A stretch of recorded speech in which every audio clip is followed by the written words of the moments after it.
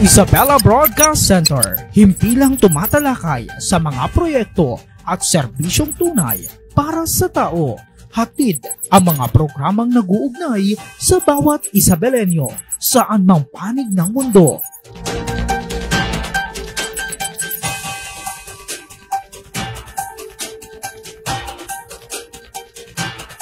Delivering in-depth, trustworthy, and objective news. Dito ka, konektado.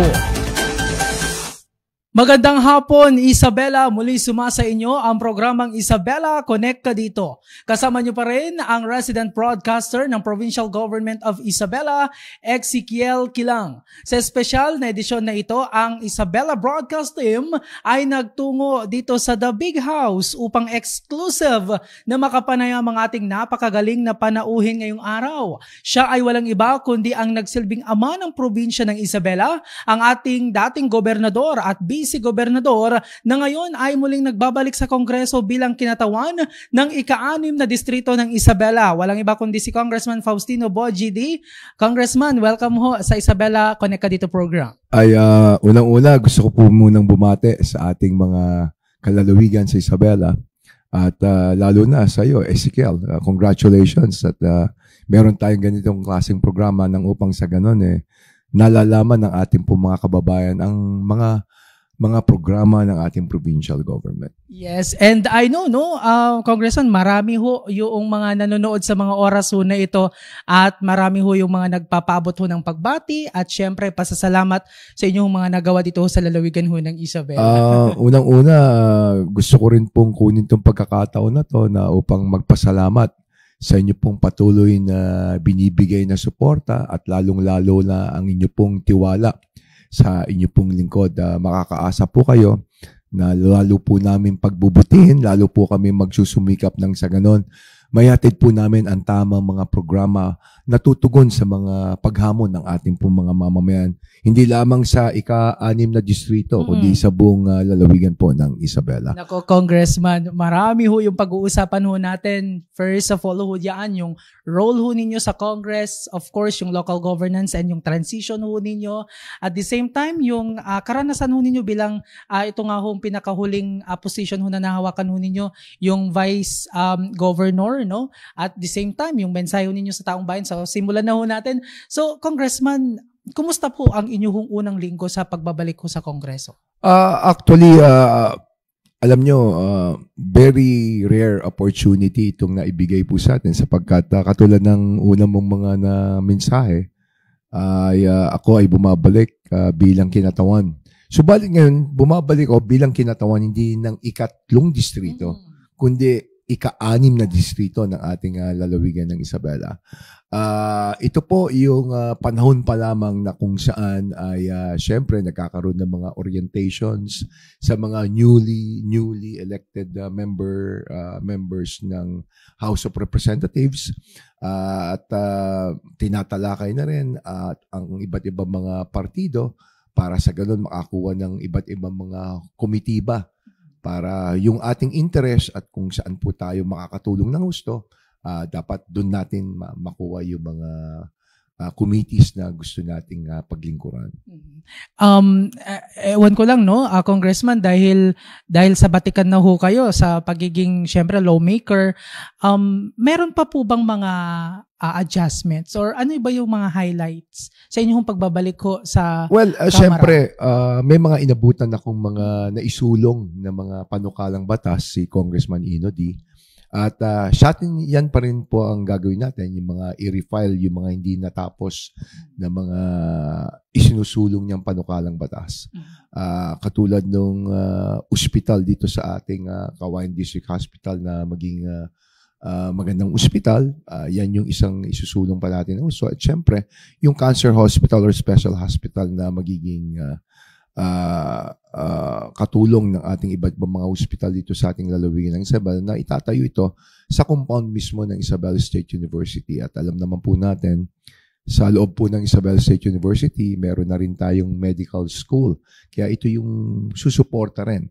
At sa ganun din, hindi lamang ito i-cater para po sa kaprobinsya natin, Ito ay strategic yung kanyang maging location sapagkat it will serve in not only sa ating probinsya, but as well as siyempre po itong mga karatig probinsya natin katulad ng Quirino, Vizcaya, Ifugao Mountain Province, and of course ang province ng Cagayan.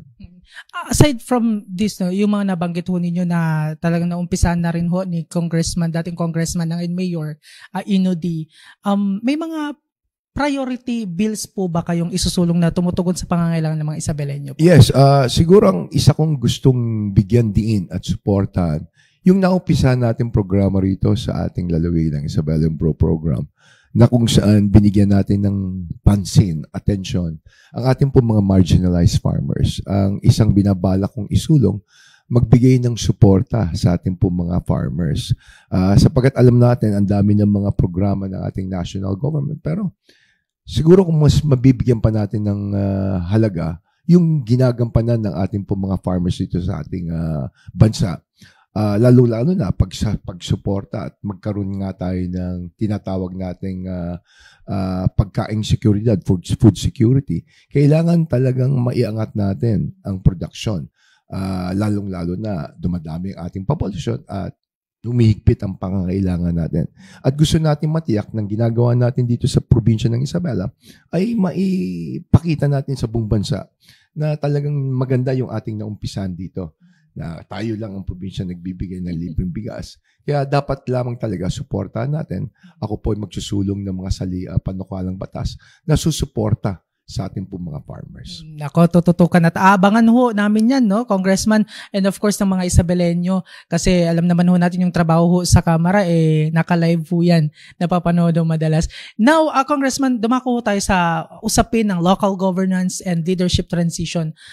Kung may maipapayo ho kayo, no, Congressman, kay Vice Governor Kiko din, na inyo rin hong anak, bilang kayo ho yung kanyang predecessor at magulang, ano ho ito?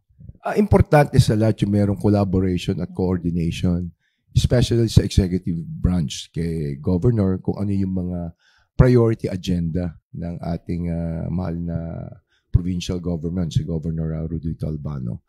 At syempre, kailangan yan, ang ating sangguniang panlalawigan ay sumusuporta sa mga programa, lalong sa pag-angat ng antas ng kabuhayan ng ating mga kababayan dito sa ating lalawigan ng Isabela. At hindi naman bago ito rin kay Vice Governor Kiko sapagkat nung naging punong barangay siya ng Barangay San Fabian ay naging presidente rin siya ng Liga ng mga Barangay at naging part din siya ng legislative. Naging sangguniang bayan siya at naging sangguniang panlalawigan. Kaya hindi na rin bago para kay Vice Governor Kiko to. Ang importante lang talaga na meron tayong pagkakaisa at meron tayong iisang vision, iisa yung ating pananaw, iisa yung ating gagawin. Kung tayo ay patuloy na magkakaisa, sa tingin ko hindi magiging problema kay Vice Governor Kiko at sa miyembro ng ating mga sangguniang panlalawigan kung ano ang patutunguhan ng ating probinsya sa loob ng 3 taon. Oo. Pero syempre, babatikan na rin ho, no, si Vice Governor Kiko. Bilang kanyang ama, syempre, personal daw ito, Congressman. Hiningan ho ba kayo ng parang advice, parang ganun, para naman mapagtagumpayan? Meron mga syempre na kakailanganin na napapag-usapan. Lalo na kapag kasi nagsasubmit yung ating mga bawat bayan ng kanilang budget proposal, yung kanilang mga resolution, yung kanilang mga ordinances, di ba? Kung minsan kasi kailangan talagang tinitingnan mabuti itong mga isinusulong ng iba nating mga bayan. At importante nga, sabi ko yung communication, cooperation, importante talaga yung tuloy-tuloy na ugnayan. Para sa ganon, ma-smooth ang pagtakbo, ang pamamalakad ng ating sangguniang panlalawigan sa mamumuno ni Vice Governor Kiko. Okay. Congressman, no, bilang dating lokal na opisyal at ngayon mang babatas muli, paano po ninyo mai-integrate yung karanasan ho bilang lokal na pamahalaan at local chief executive? Actually, marami tayong may share ng mga best practices natin. Alam nyo naman ngayon sa Kongreso, iba't ibang mga komitiba ito. Kaya isa na yan sa agriculture. Mm-mm. For sure, may mga inputs tayo. Marami tayong pwedeng ma-share na mga good practices na gawa natin habang nasa lokal tayo. Ganon din yung ating preparedness kapag merong mga calamity mga dumadating kung paano mag-operate. Dahil ngayon, meron na rin special committee tungkol sa preparedness sa ating House of Representatives. Kaya ito yung mga bagay-bagay na pwede nating ma-share at masabi kung ano yung mga ginagawa natin dito sa ating lalawigan habang pwede naman nating maitulad o maitula ng ibang probinsya sa ibang mga distrito sa ating bansang Pilipinas. Well, Congressman Bogie, no, looking back sa pagiging yung vice governorship experience, kumbaga, kasama ho si Governor Rodito Albano III. Ano-ano ho yung mga programang inyong pinagsamahan? Ang palagay ho ninyo ay naging makabuluhan para ho dito sa lalawigan ho natin? Ayan nga, syempre yung patuloy, umpisa pa lamang 2010 nung si Kuya Gob, siya po yung ating vice governor. Dito na ilunsad na ang ating BRO program, yung Bogie Rodito's Opportunities, na kung saan talagang ina-address nga natin yung mga pangangailangan ng ating mga marginalized farmers. Dito naging tanyag at nakilala ang ating probinsya ng Isabela. Kaya naman nakita natin hanggang ngayon, lalo pang pinagtibay, lalo pang pinagandang mga programa para talagang matulungan natin at makita natin ang pag-angat ng antas ng kabuhayan. Marami tayong pinagdaanan, no? Ezekiel, hindi biro yung pandemic na halos akala nga natin hindi na muling makakabangon ang ating probinsya. Akala natin tuloy-tuloy na magiging ganun ang ating sitwasyon noon. Pero sa dami ng ating maswerte tayo dahil mayaman ang ating probinsya sa larangan ng agrikultura.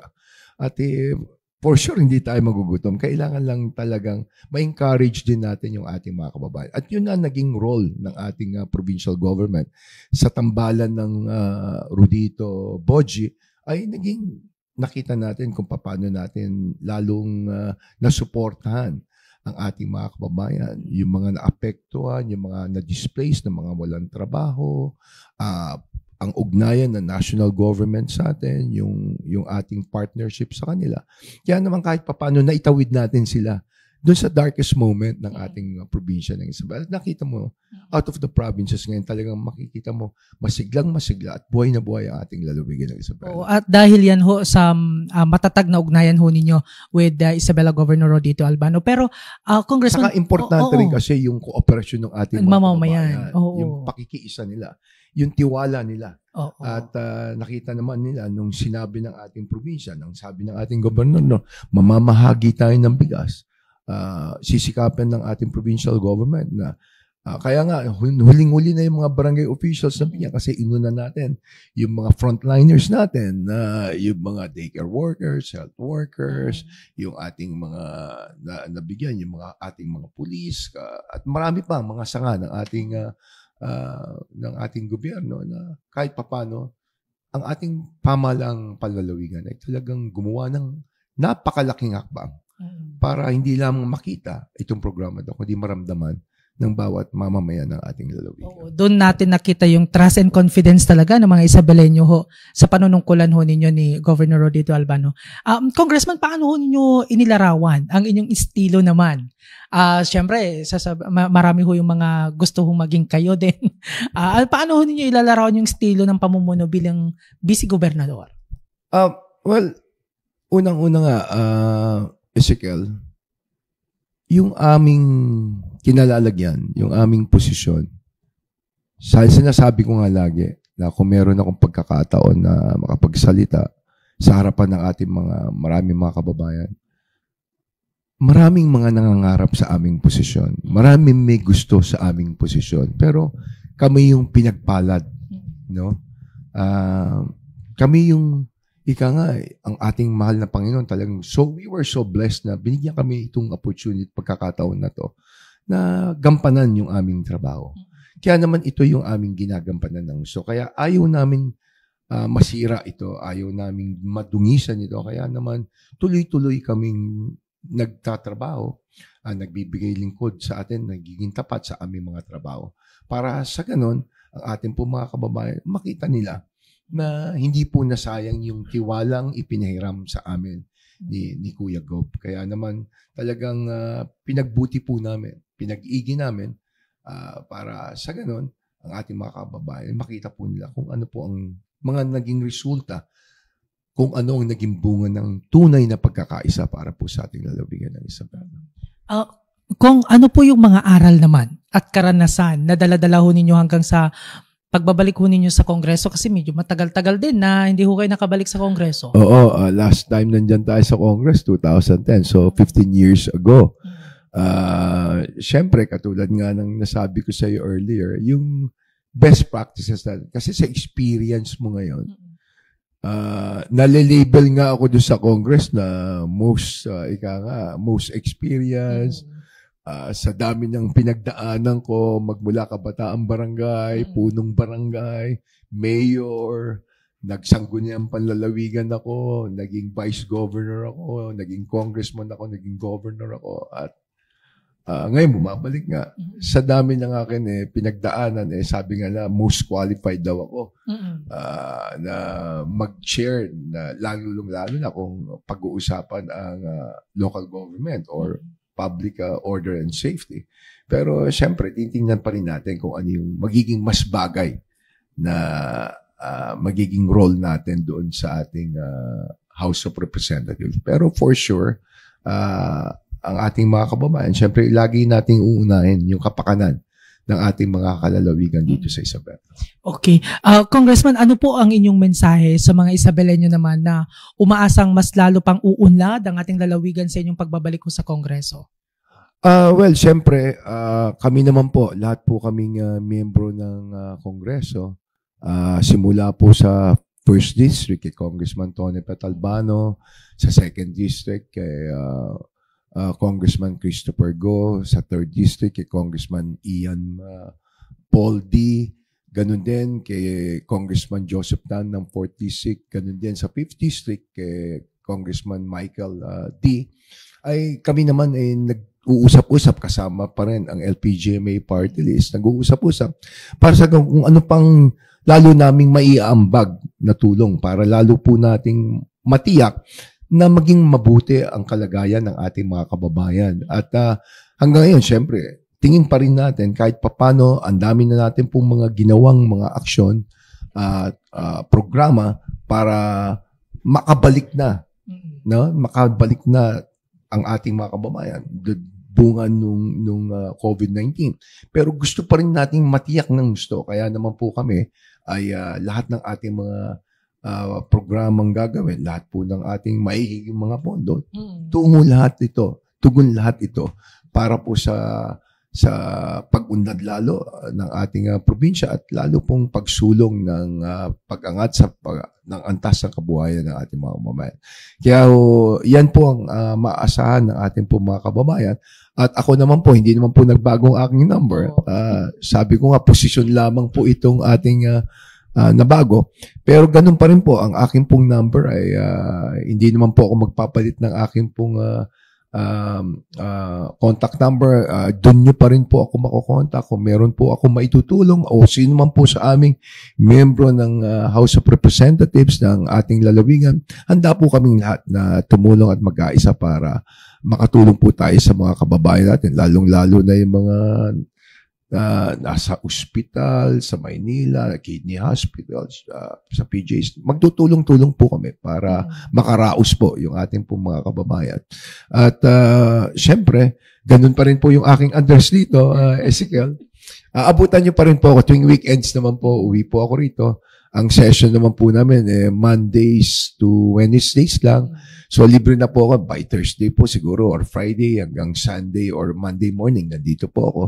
At kung gusto nyo po akong makapanaya, makasama, text nyo lang po ako at nandito lang naman po ako dito sa Kawayan. Dito po sa Old House. Yun ay yung pagiging official ho naman ng mga tanong ho natin kanina. Sa personal naman na antas, no, Congressman. Ano po ang inyong inspirasyon bilang lingkod bayan? Alam mo, siguro, ang masasabi ko yung tiwala ng ating mga mamayan. Yan yung nagdadala at nagbibigay ng lakas sa amin, nagbibigay ng inspirasyon sa amin. Yung kanilang support ng ibinibigay sa amin. Biruin mo, ang tagal ko na, Ezekiel.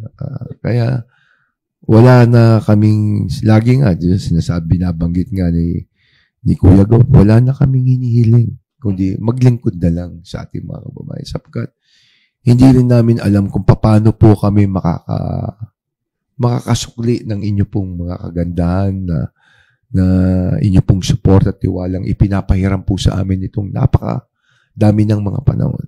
Kaya yan ang lagi kong binibilin din sa aking mga anak, sa aking mga pamangkin na naihalal, na lagi kayong dapat available sa ating mga kababayan. Kailanman dapat lagi kayong handa na tumulong sa ating mga kababayan.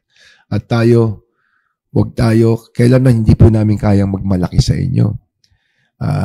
Kung hindi po sa inyo, kung hindi po sa inyong ibinigay na itong pagkakataon na to, wala po kami dito sa aming katayuan. Kaya po, makakaasa po kayo. Hanggang kaya po namin, nandito lang po kami. Maasahan niyo po. Oo. Congressman, marami ho yung, syempre, hindi maiwasan may nalulungkot din, no? Dahil sabi nga ho nila, mamimiss ka ho nila na palaging nakikita ho dito sa lalawigan ng Isabela kasi ikaw ay napupunta na sa Congress para may mga tututukan hong mga bill. Ano po yung nais ho ninyong maging pamana naman? O di kayo naman alaala ng inyong panunungkulan? Ako, sabi ko nga, di ba, nung nakapagsalita ako dun sa ating flag raising ceremony, nung ako yung vice governor pa, nang sabi ko, tatandaan nyo, hindi ko po kayang, hindi po natin dudungisan yung ipinahiram nyo pong itong posisyon namin na ito. Lalo ho namin iingatan to at tandaan nyo po, ang posisyon ay nawawala po yan. Pero kami po, ito pa rin po ang inyo pong kapatid, inyo pong kababayan, si Boji. Ang pangalan ko po si Boji. Tandaan niyo po, hindi po ako naging governor, hindi ako naging congressman, anumang posisyon. Ako po ay inyong public servant. Kaya anytime, nandiyan po ako. I-text nyo lang po or tawagan nyo po. Bukas po ang aking linya para sa inyo. Okay. So, maraming salamat muli, no, Congressman. Baka panghuli na lang, baka may mga gusto ka pa pong ibigay na mensahe or pasasalamat, no, sa atin hong mga kababayan or mga kaibigan ho ninyo, Congressman. Ang aking lamang po at lagi po ko pong ipinapakiusap na lagi po tayong magkaisa para sa mas masigla, mas masaya, at mas maunlad na lalawigang Isabela. Mabuhay po tayo. There you have it, ang atin hong dating gobernador at dating vice-gobernador na ngayon nagbabalik ho sa Kongreso, Congressman Faustino Boji III. Maraming salamat sa lahat ng tumutok. Abangan ang susunod pang episode tuwing Martes at Biyernes sa parehong oras at parehong programa. Huwag din kalimutang i-like at i-follow ang ating Facebook page, Isabela PIO, nasa screen ho ninyo upang maiwasan ang anumang fake news at manatiling updated sa mga mahalagang impormasyon. Sa ngalan ng aming Provincial Information Officer na si Attorney Elizabeth Binag at ng Isabela Broadcast Team, ako po ang inyong resident broadcaster ng Pamalampalalawigan ng Isabela, Ezekiel Kilang, nang nagsasabing, etam nga na. Maraming salamat po.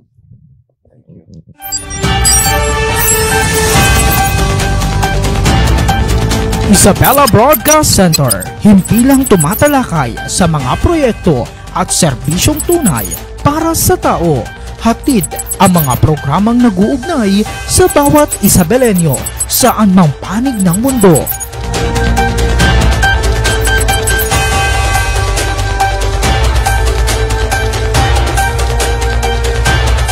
Delivering in-depth, trustworthy, and objective news. Dito ka, konektado.